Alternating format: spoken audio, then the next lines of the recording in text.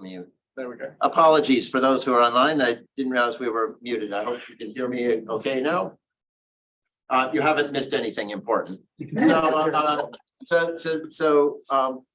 so if mechanisms are not in place to ensure proper sharing of that data, then it's not clear how people will do that. I would argue that, for example, Manuel Linas, whose beautiful transcriptomic data on Plasmodium 20 years ago was some of the first transcriptomic data deposited in the Plasmodium genome database. If Manuel's lab is generating more transcriptomic data, as far as I'm concerned, your data sharing plan can say, no problem. We will upload this to the appropriate repositories and make sure that they're alerted in PlasmoDB, and that data will be released, and we don't need any money for that. If you're trying to do something similar for Symbiodinium and resources don't exist for that, you can say, you can write into your data sharing plan that you're going to replicate the things that we've done in ViewPathDB, and that the budget for that, based on what we have done over the last 20 years, will be $100 million. And good luck with getting that funded in your grant. So without mechanisms in place, these data sharing policies, I think, are dead in the water. For those who are not familiar with the, let's see, whoops, where did my mouse go? There we are, I think. There we are. So for those who are not familiar with the acronym FAIR, it describes findable, accessible, interoperable, and reusable data. And by data, we mean not just the results that you're interested in, but the results that other people might be interested in. Metadata, I should say, is my least favorite term because one person's metadata is another person's data. What we mean is all of the information associated with the experiment, which needs to be available not only in human readable form, but in machine readable form. It needs to be accessible, and there are challenges for that, ensuring appropriate access to that information. I gave a quick example, for example, of the legitimate concerns of the Nevada State mosquito surveillance community about appropriate access to and use of that data. It needs to be interoperable so that you can access this information and use it readily. And most importantly, it needs to be reusable. And most of the focus from the NIH-supported infrastructure has been on the upstream ends of findability. Our emphasis has been on reusability, and I'll give you some examples of that, and Dan will talk about this a little bit more for microbiome, maybe. We got into this work in my lab from work 20 years ago when we identified, my lab was interested in drug targets and resistance mechanisms in protozoan parasites, including malaria. And we were interested to try to identify the mechanism of action of macrolide antibiotics, which are classic antibacterial antibiotics and shouldn't touch a eukaryotic organism. But we were able to show that they do actually operate by inhibiting protein synthesis, not on cytoplasmic ribosomes or even on mitochondrial ribosomes, but on a then mysterious episomal DNA that had been previously misidentified as the organism's mitochondrial genome, but a phylogenetic analysis of that genome, 35 kb in length, which we sequenced in its entirety, clearly revealed that it bore a similarity to plastid genomes, suggesting a secondary endosymbiotic transfer. And we were able to identify the organelle that this had been transferred through an organelle surrounded by 4 membranes, and localize that by in situ hybridization, showing the genome was there in toxoplasma and proteins associated with there in this genome that this organelle that we defined as the apicoplast, which has gone on to be of interest for drug target development. So it's not every day that you identify a new organelle, especially in an organism that we care about and where we have some clues as to what it might be doing. We wanted to know what this organelle was doing, and we pursued a whole variety of approaches in parallel, including genetic approaches, developing selectable markers that we could target to the organelle, and biochemical and proteomic approaches by purifying the organelle. I still shudder to think of the cost of the 48-hour organellar sort that we ran to try to purify organelles on a MoFLA device. But the most successful approach was to take our candidate genes that we had identified and map the targeting signals, because most of the plastid genes were encoded in the nucleus and post-translationally imported. And so we could take advantage of then nascent information in the Toxoplasma EST sequencing project that my group was running, and the Plasmodium Genome Project that was being run as an international collaboration to identify candidate genes and map the targeting signals, including what traffics to the organelle or imported into the organelle, and use computational approaches to define targeting signals and go back to the genomes to be able to identify genes that had one or the other red, green, or yellow versions of this targeting information in a Venn diagram to identify what we now know as a complete metabolic pathway map for the apical blast. So to me, this was a spectacular illustration of the power of informatics approaches to expedite laboratory research, but it required access to the underlying data. And that led to the development of the Plasmodium Genome Database for use in my laboratory, which turned out to be useful to people in a bunch of other laboratories, which was a pretty successful project until some people decided that this was an unacceptable violation of data access policies, cited us for scientific misconduct, sent the FBI in to impound lab computers. And you can imagine that that was an awkward day in the lab, not a very happy time.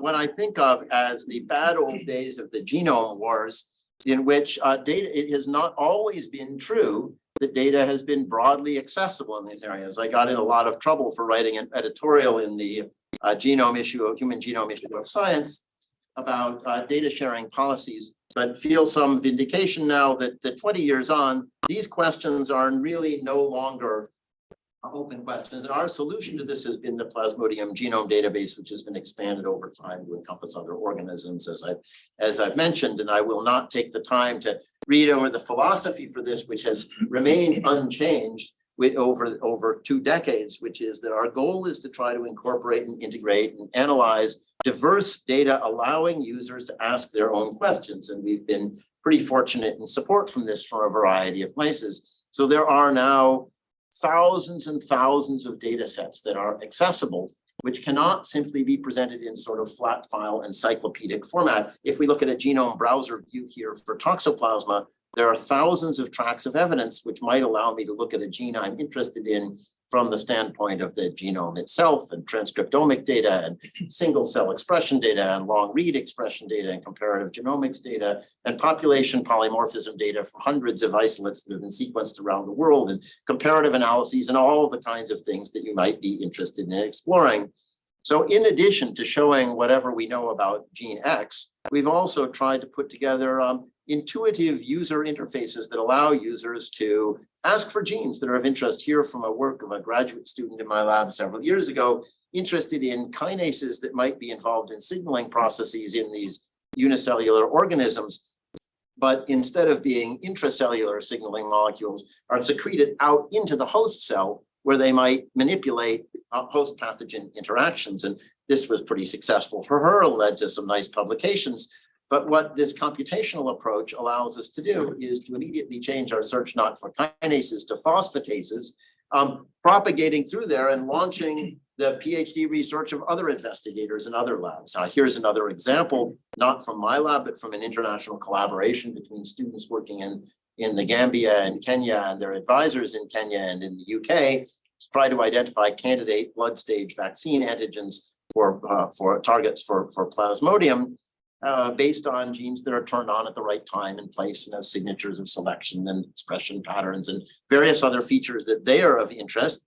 And gratifyingly, as with any experiment, this in silico experiment brings up at the top of the list some of the leading blood stage vaccine candidates for Plasmodium, but also a variety of novel candidates that are of interest to explore. And these resources are pretty successful. They've been cited tens of thousands of times and are viewed about 11 million gene pages are viewed per month from people all over the world. And if you're interested in the kind of usage metrics that I'm happy to talk about that, but I've got about 10 minutes left or less to tell you what I really wanted to talk about, which is our efforts to try to ensure that this same approach might be applicable to field data, whether these are from ecological studies or from epidemiological studies or clinical studies. And of course, no one here needs reminding that data is central to global health epidemiology, but any of you who have tried to actually access that data will recognize that it is very difficult. There have been publications on it, and in some cases for good reason, suggesting here that for 1,800 articles that explicitly indicated that the data was shared, only 7% were actually willing to share that data. Of 334, those that declared that data was publicly available, only 0.6% of that data was actually available. And this is, of course, what these data sharing policies are designed to address. So let me make this a little bit more real, thinking about practical cases of things that we have currently dealt with. So famously, the COVID pandemic here I'm looking at has resulted in widely shared genomic data, which, as we were talking about earlier, has been the case actually for many years for influenza. You can go online for influenza and look at probably millions of genome sequences for influenza, seasonal influenza, for the H3N2 influenza, for H1N1 influenza, for H5N1 influenza, dating back for decades. We can do so for COVID here. We can see the emergence of the beta variant, the Delta variant, and the Omicron variant. We can map this to individual polymorphisms in the spike glycoprotein and look at how those emerged with the emergence of antibody responses. Similarly, in the clinical trials and epidemiological space, the FDA filings here for Moderna shows us detailed information with the spectacular success of COVID vaccines and detailed epidemiological data on age distribution and race distribution and obesity. But suppose, for example, you wanted to ask a question similar to the question that we were asking in our studies on the apical plast of Plasmodium: find me plant genes in malaria parasites, right? The data was there, but nobody would have ever thought to look for it before we had a reason to do so. Suppose you have some concept that, yes, race is important or obesity is important for COVID, but you have some crazy theory that that these vaccines or these drugs in Merck's molnupiravir drug will not be effective against Pacific Islanders who are teenagers and contracted their infection during a full moon. I mean, the data for that is available, but good luck in gaining access to it. So there have been a variety of strategies to try to focus on capturing that information. And if you like, we can talk later on about the different strategies between DataShare and FigShare and clinicaltrials.gov and Vivli. I'm going to show you some examples from ClinEpiDB, which builds on the infrastructure established through $100 million of investment in our genomics resources, and has also been leveraged for the microbiome studies that you will hear about later on. So I encourage you to take a look at ClinEpiDB online, and in the interest of time, I'm just going to skip quickly through a couple of examples to show you what this looks like. I will point out that we have thought pretty deeply about ways to provide appropriate access to the data. Here, for quite a controversial data set, a very extensive longitudinal cohort study on diarrheal disease conducted in multiple countries. You can, these resources at the very least provide a one-stop shop to gain information that I'm sure you're all reading in detail as the screen scrolls across. But I wanted to jump down to the bottom to highlight that the accessibility to this data is pretty high. The success rate in gaining access to the data prior to its loading in EpiDB was down around the 10% range. It's now up higher than 80%. We have thought through this pretty extensively. We can look at, for example, individual child records who, looking at, I think here, looking at height to age Z-scores overlaid with information on bouts of diarrhea and infectious disease pathogens that had been identified. And I can now query that data much as we might have sought to do previously, to ask, for example, for kids who fell off of the growth curve within 30 days of having been diagnosed with a Campylobacter infection. And if I want to download that information, I'm now informed that there are data access restrictions, which I need to comply with. And we have a robust series of strategies for addressing this. Those who are interested, I encourage you to contact me later on by clicking on the Contact Us link on ClinEpiDB, or come up after the session. So we can use this, for example, for other enteric disease to configure apps directly within the browser to ask, for example, about odds ratios for, in a case control study here for diarrheal disease, show a high association with Shigella and no association with Campylobacter, or for viral infections or for parasite infections, with a somewhat surprising result that Giardia controls are actually more commonly associated with diarrhea than patients without Giardia, which raises the issue of the microbiome database, of being able to explore microbiomes for that. The vision being to use the metadata parameters in ClinEpiDB to configure the queries that we'd use to take a look at these microbiome studies that Dan will tell you about in a minute, which gives us some insight into how that might be and allows us to launch hypotheses to explore.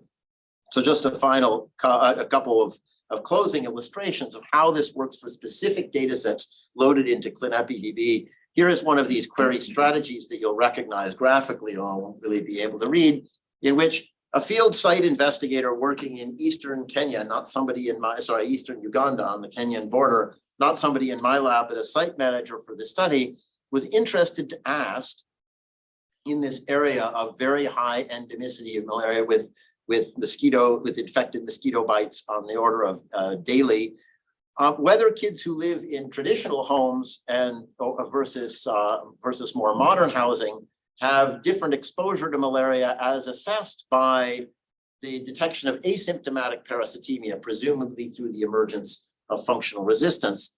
And just by looking at this within the browser, you can see a striking difference. We're not providing any statistical indication here for a variety of reasons.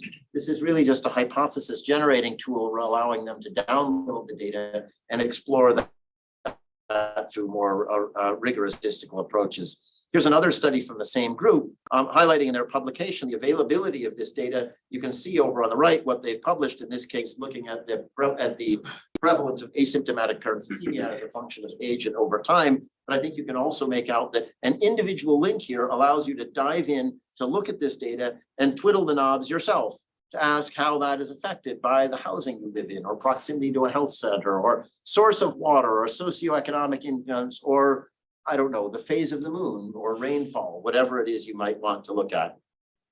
I can go in and take a look at that data and ask not about the incidence of malaria, which is most common in children under the age of 5, but because this had entomological parameters looking at parasite gametocytes in the blood and oocysts produced in infected mosquitoes on those same patients in the field. And I can see that while most of the malaria occurred in children under the age of 5, most of the gametocytes were present in older children, having strong public health implications for interference. We've loaded data on clinical trials. I won't take the time to describe these BedNet trials, for example, which allow me to reproduce those examples and run my own queries. I'll close with just one last example.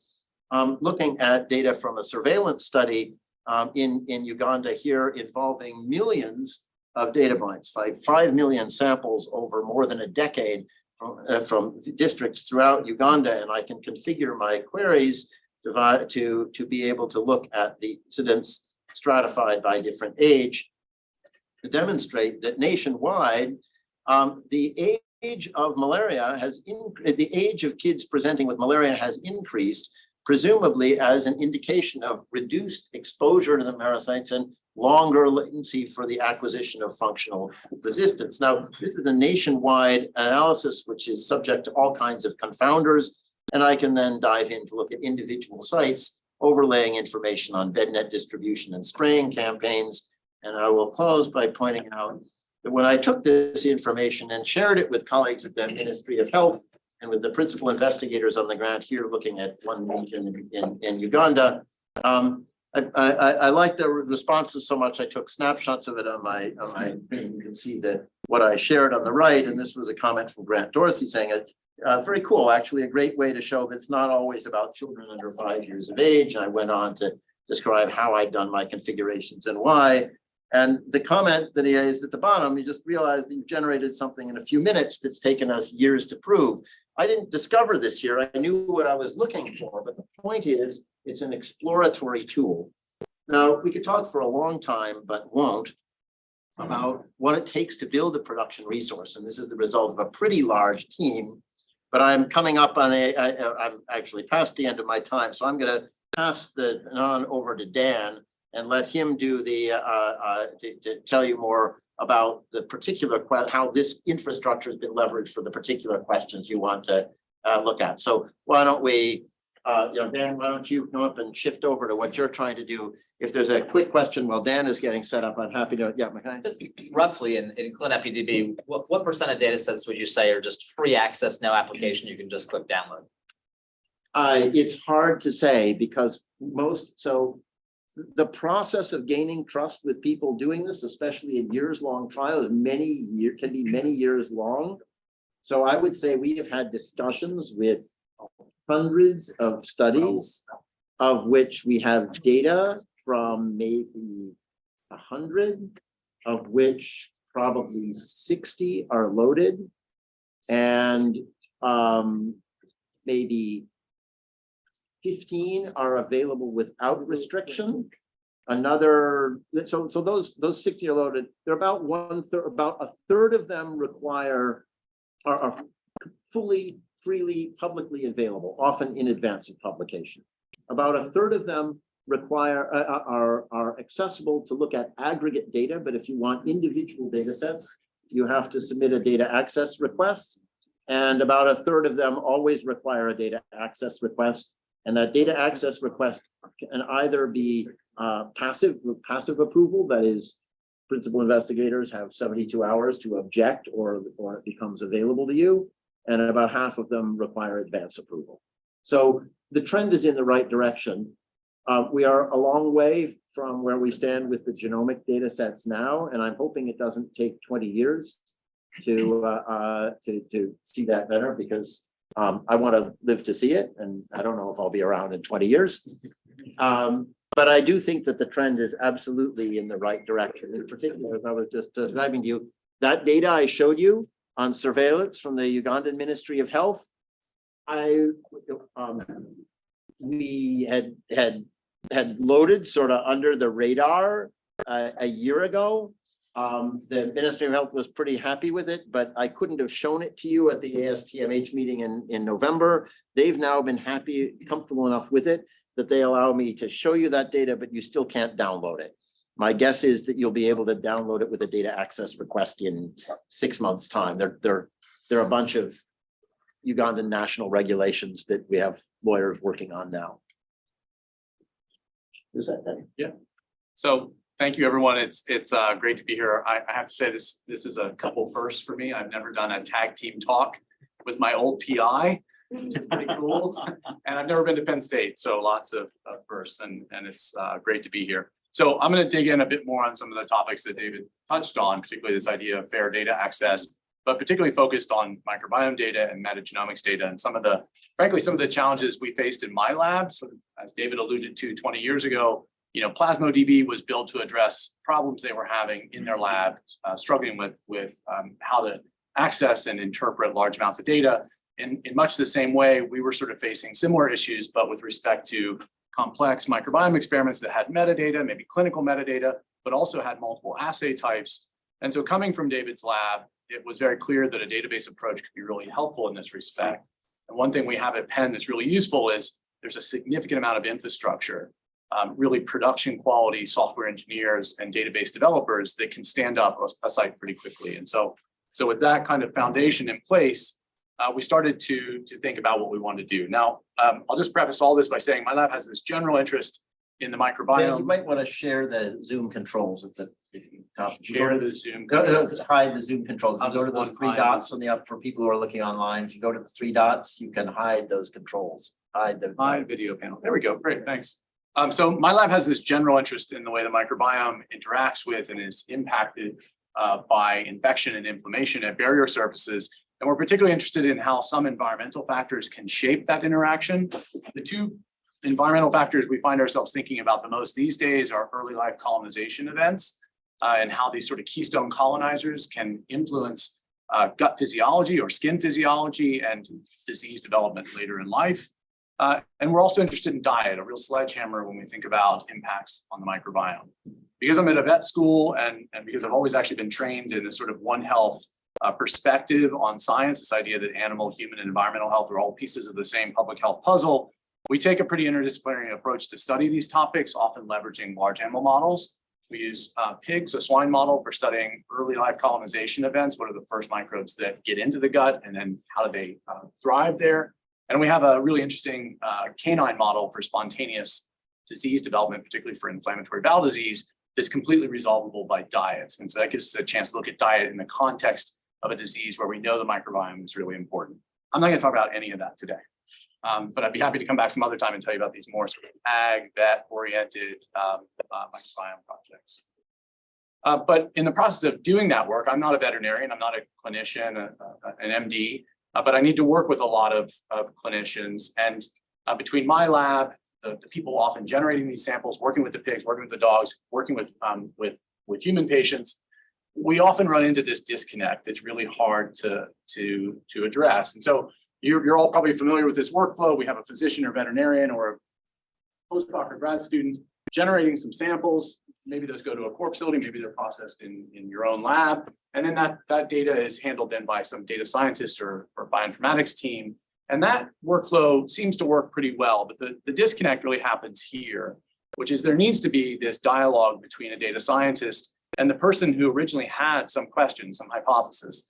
And it needs to be a dialogue that's happening throughout the process of data analysis, because oftentimes the question that they try to articulate changes as they see some of the results and some of the data. The data scientist really benefits from understanding the perspective that this clinician has right there, the expert in this disease or this physiology.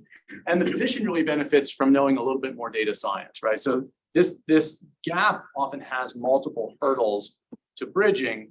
I won't talk about it today, but one of the things we've tried to do is create this course that was alluded to earlier. It helps to teach wet lab scientists who have zero coding experience how to code, why they should code, and how to use it to address different kinds of data science problems. And what we found along the way is actually physicians and veterinarians really want to know more about data science. Postdocs and grad students really want to be better data scientists.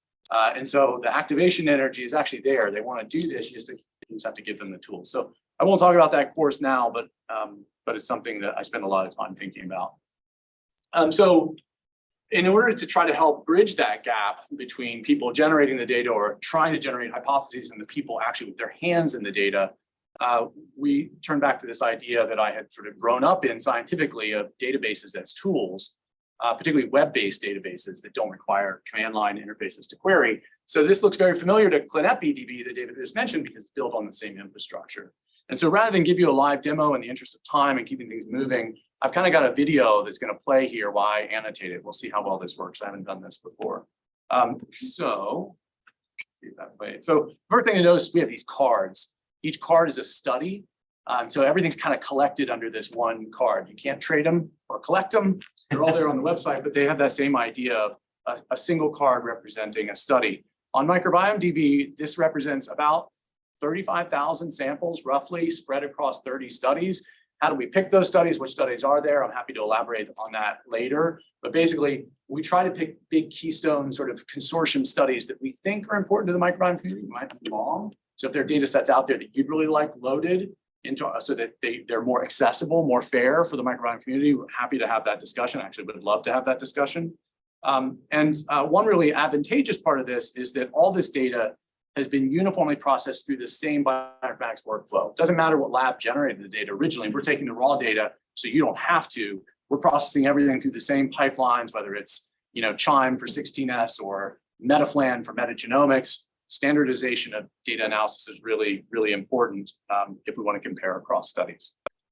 So if we kind of zoom in then on one of these cards, each card gives us some details about the study. It's a cystic fibrosis study.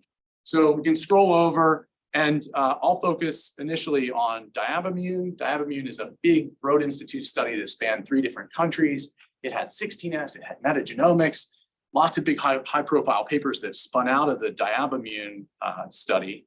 And if you look at this individual card, there's lots of rich information here, the number of participants, the number of samples, some of that kind of clinical bit that David alluded to. Is it longitudinal? Is it cross-sectional? All that's kind of summarized on the card, but the really key thing, the reason to come here is not for that encyclopedic information, it's to actually explore the data. And so you can just click this button at the bottom of the card. And what launches in your browser, and by the way, this is all real time, none of this is sped up.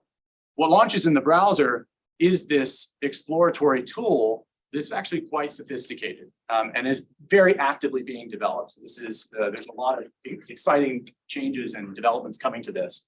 So the tab of that resource that I'm sitting on now is this browse and subset tab up there in the left. And that is, as the name suggests, a place where you can explore the data, but you could also view more details about the study, visualize the data, which I'll show you in a minute, download it, or even jot down your own notes. You're logged into your account. Everything you do is saved under your account. And so as you sort of navigate to the left-hand side of the screen, I'm going to zoom in here and I'm going to collapse everything so that we can just talk about what's actually stored here and what you can explore. The first thing to point out is all the curated metadata is there. This is really important to keep metadata with, and I know David hates the term and ontologists really hate the term, so I never use it around them. But we keep the metadata with the actual microbiome data so that you can interrogate the microbiome data in the context of the clinical metadata, whether it's disease outcome or sex or phenotype, even genetics.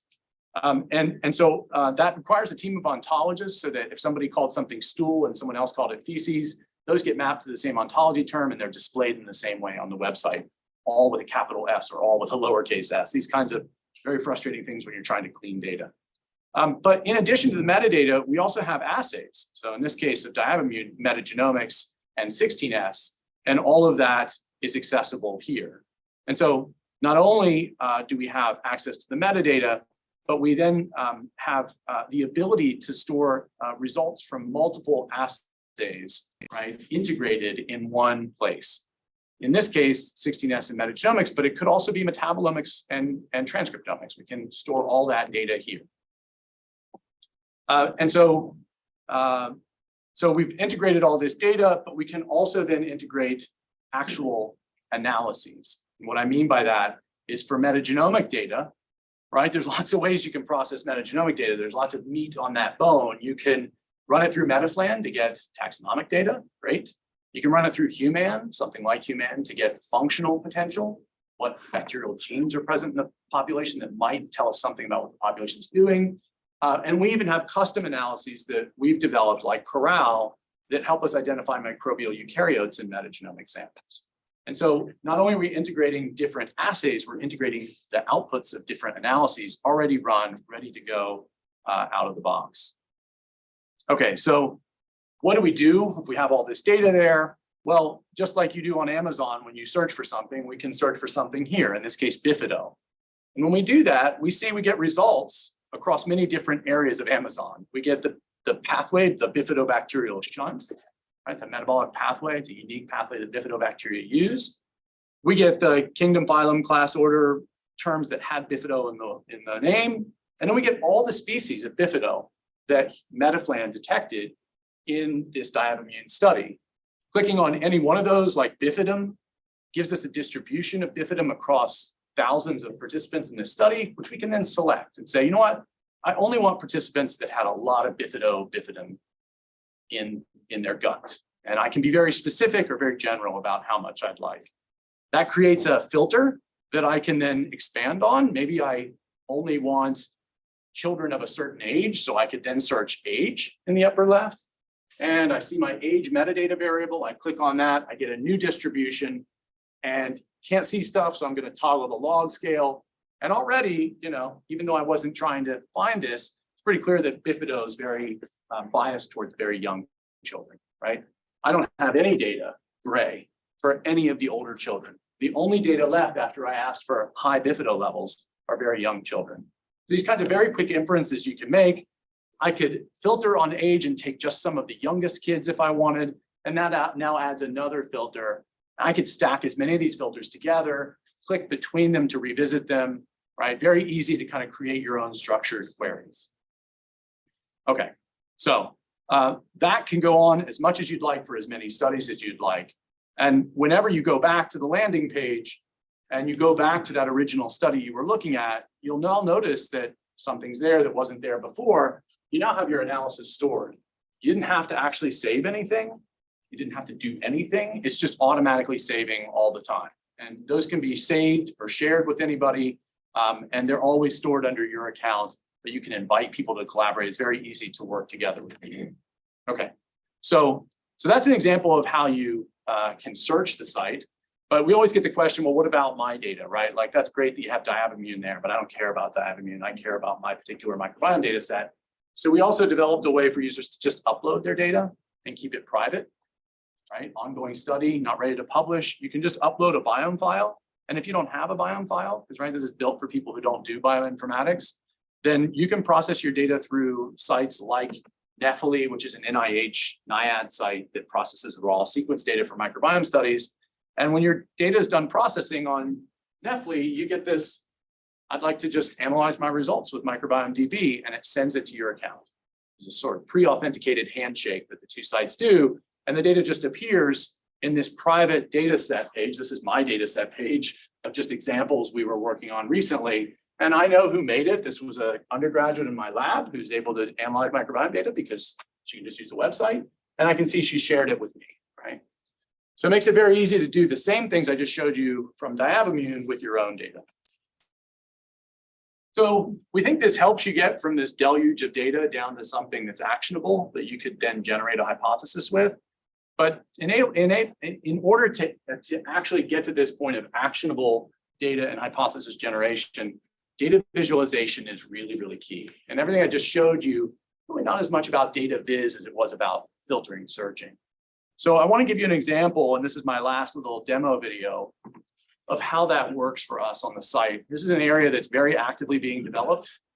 And so I'm happy to talk to folks who have ideas or passionate about data visualization, because it's a really exciting time. So again, another short video here that's about 2 minutes long. Okay.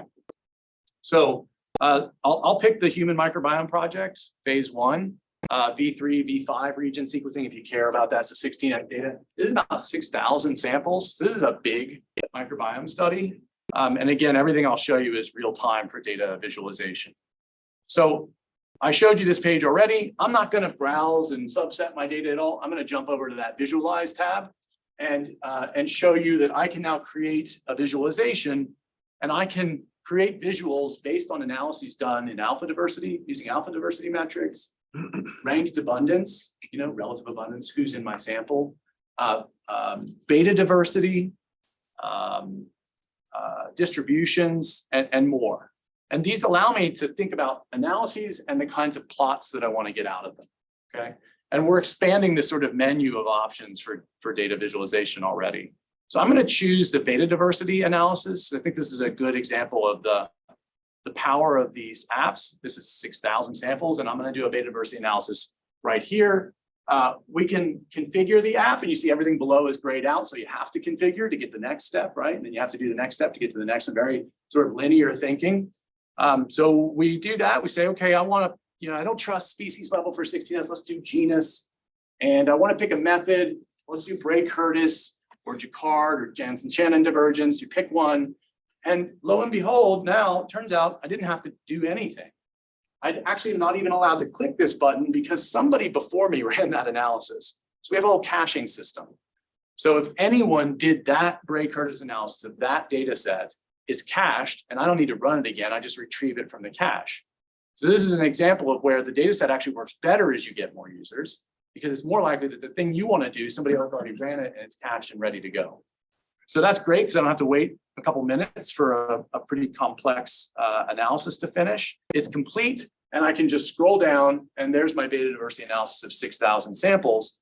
Now, all that metadata I told you about, it's all here too.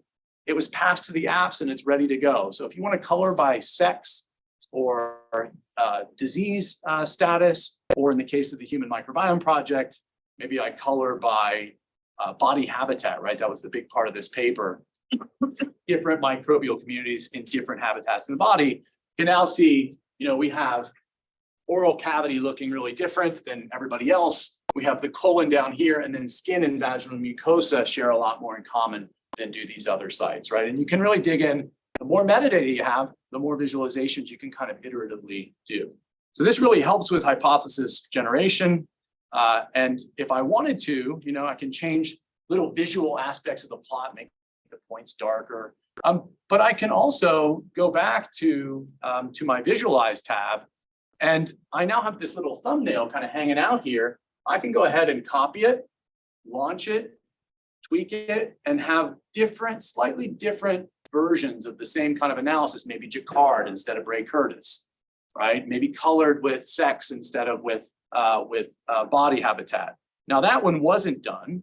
Nobody had run Jacquard on that particular data set. So I actually had to send it to our compute service.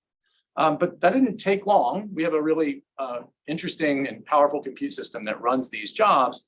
And there's my Jacquard. Looks awfully similar to Bray-Curtis, but I can see by going to my sort of thumbnail view, I can see differences. And I could keep building this out with different visuals. For example, another interesting finding from the HMP, again, where this idea that body sites are different. So there must be different taxa living at each of these body sites. So let's find out. Let's do a relative abundance bar chart. Let's select genus level data again. You get the idea. Let's do ranking by median relative. I want the top N taxa by median relative abundance. It runs the analysis, says it's in progress, it's done. Top 10 taxa, kind of boring because I haven't stratified it by any metadata here. So I'm going to go back and pick body habitat again. And I get a plot here that might be interesting, but I can play with the ranking methods here and choose something like variance instead. Samples that are taxa that are highly variable across the data set. Rerun that. And I can keep iteratively refining my analysis, right? Changing my hypothesis as I go. Now I see something really cool. So now I see this selectivity of lactobacillus for the vaginal mucosa. I see a lot of Cutibacterium or P. acnes basically on the skin. I see strep in the oral cavity. I see Bacteroides in the gut, right? This is the science paper for the HMP. Very easy to reproduce that in just a couple minutes. And that thumbnail appears, and I really start to build out was effectively a data viz dashboard. Now we'd love to engineer new things on here like dragging and dropping and lining things up, really create a new figure. But it really helps with hypothesis generation. So we're expanding on this now. New analytics coming soon, like differential abundance calculations and correlations. Also new visualizations, right? Because the two are really segregated. We can build new vizzes without building new analyses. And so that's how we can go from querying data to actually visualizing it. So that helps us get to the point now through iterative querying, filtering, and visualization to actually generate hypotheses. And I'll show you just one example, not using the database at all, just using data from it so that we can move quickly. As I mentioned at the outset, we're interested in this development, maternal, infant health, and the development of the microbiome in the gut. From Microbiome DB, we can see that if we look at Jeff Gordon's Bangladesh study, we see what he described in his science paper, this really age-associated taxa, age-discriminatory taxa. This is Bifidobacterium, very high in infants and declining with age. Because we have access to the metagenomic data from this and related studies, we can ask what metabolic pathways or genes, bacterial genes from Bifido are also following that same temporal change. And we can rank those, and right away you can see this L-rhamnose biosynthesis pops out quite suspiciously at peaking around the same time and declining when Bifido levels decline. So a reasonable hypothesis would be that one or some of these might be important substrates for Bifido growth.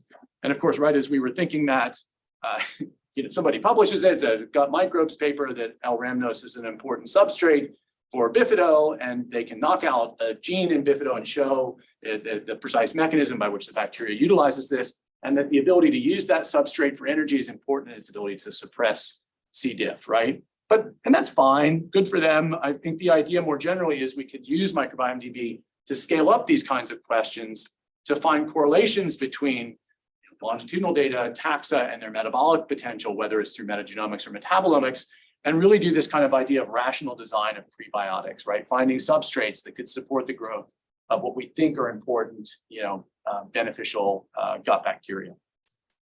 Okay, so I'll just close by telling you what we're going to do next. We are currently developing new apps, as I told you, for differential abundance and large-scale correlations, correlating metagenomic data with metabolomic data, correlating taxa with metagenomics, correlating metadata with metadata to understand confounders. Okay, age is confounded with shoe size. I should be careful what conclusions I draw about shoe size, right? So all kinds of useful ways to look at correlations. We're going to incorporate predictions for virulence and antibiotic resistance genes. That's a little further down the road. That's not this year, but next year. Working on better video tutorials. We also are really interested in expanding to other kinds of studies. Most of our data is human, and that's largely because of our interest and also our funding source. We do have some veterinary animal data, but we'd love to look more at vectors and environmental metagenomic studies. And then, of course, what would facilitate your research, right? We built this tool to address some challenges we thought were shared across different folks in the microbiome field. But if there's things you need for your work, we'd love to hear, both in terms of studies and tools. And so with that, I'll just close and thank the two people in my lab who have done the most on this. Are not biologists, they're software developers and programmers. And they would not have been able to succeed in this endeavor had they not been able to sort of embed with this much larger group that David showed you on that last slide that's built these tools at Penn and other institutions. And in particular, these individuals have been really instrumental in helping to get microbiome off the ground into where it is now. And then we're really fortunate to receive funding from the Bill and Melinda Gates Foundation, and then more recently, Chan Zuckerberg's Essential Open Software for Science, EOSS program. And with that, I'd be happy to take any questions. I think kept it a little bit over, but I think we did okay.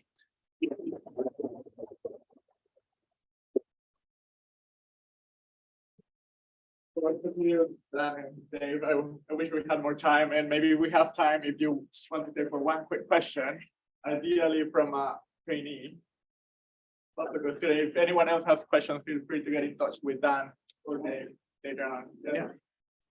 Hi, thanks for a great talk. Really gorgeous interface and beautiful resource. I'm curious, since you do the bioinformatics and present kind of these finished results for people to use, how you're handling things, the technical artifacts that can change the results of microbiome studies, right? Controls, contamination, mock communities, how transparent that process is in the bioinformatics process. And then if you're holding these studies, as you're uploading them to the resource, if you're holding these studies to some kind of technical standard, like if they have to have controls, because I know that in SRA, that's a huge issue.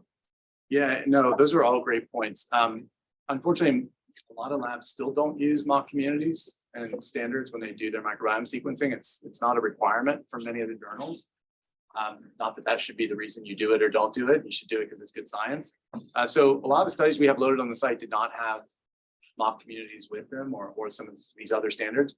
If they do, we load those data as well, and you could query it and see that, for example, I didn't talk any about our eukaryotic microbe detection through this Corral software, but we can clearly see some organisms that have been reported by others to be reagent contaminants, right? Common reagent DNA contamination in reagents.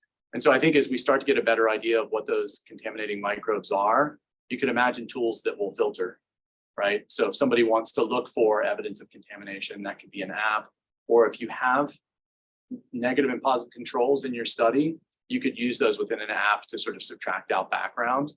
I think those are all very reasonable things, but they're not something we have a long history of trying to do. I mean, you raise a really important point, and the challenge is that to the extent that we make it easy for people to use and look at the data, we also make it easy for them to inadvertently misinterpret that. And that's probably one of the hardest things we do, is trying to save people from inadvertent misinterpretation of the data. And we generally flag that up. So there are a variety of ways in our genomic sites that we flag up possible contaminants or possible misinterpretation of the data. But this is absolutely why we advance these as exploratory and hypothesis generating tools and not publishable results on their own. Yeah. It's also a big issue. We have a cross-study query tool where users can lump together multiple studies. And it would be very easy for a user to lump together 16S studies thinking they're similar, but they were one group did V4 region and the other group did V1, V3. And then they make this conclusion about differences in taxa that were really due to differences in the 16S region targeted.